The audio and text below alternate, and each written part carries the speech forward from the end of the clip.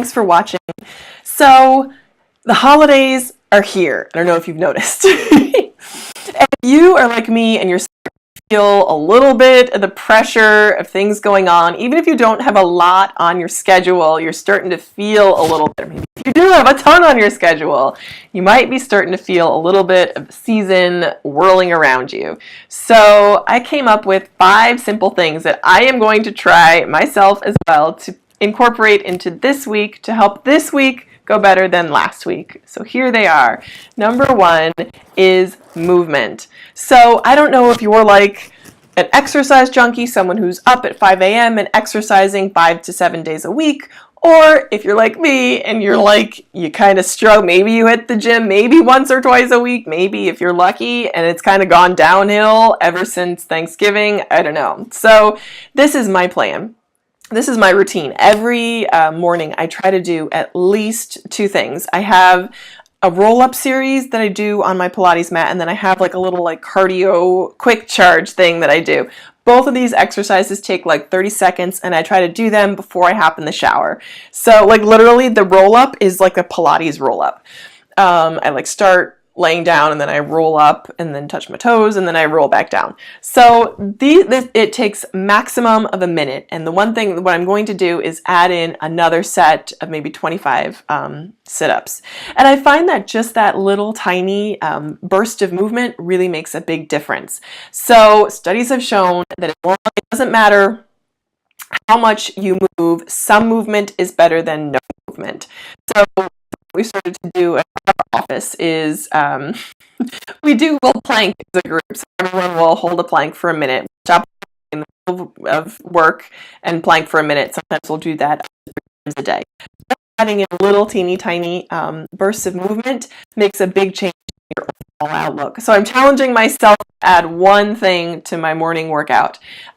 So some ideas might be walking or lunging or doing sit-ups or running if you've got it in you, but just any kind of movement is hugely helpful.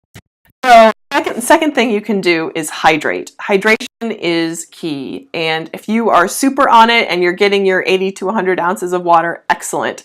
But if you're like me and you know that hydration helps you feel better, but you haven't necessarily been remembering to hydrate, then now is the time to really add that in and take a moment to remember how important hydration can be. So here's another thing, meditation. And it doesn't be this big sort of grand guru kind of thing with like a mantra and you're sitting there like in this deep trance.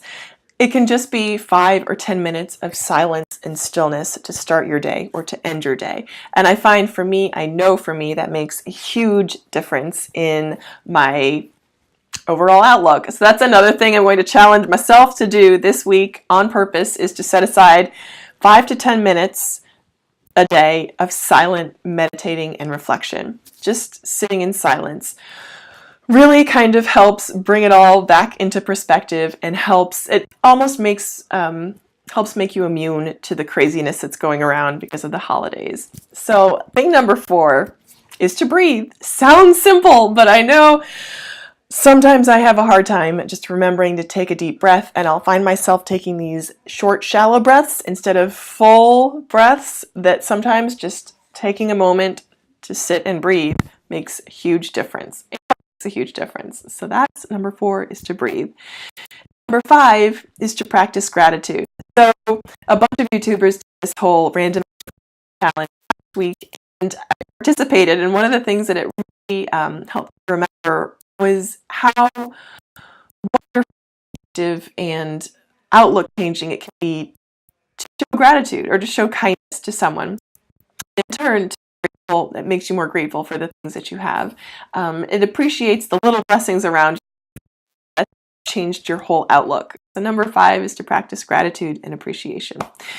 I hope these have been helpful. They're little teeny tiny things that you can do that will help point you in the right direction and help keep you centered and balanced in the midst of this holiday sort of bustle going on.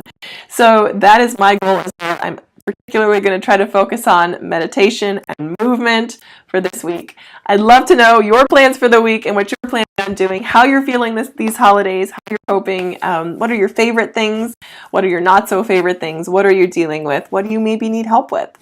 Thanks so much always for watching, and I hope that you will keep watching. Bye.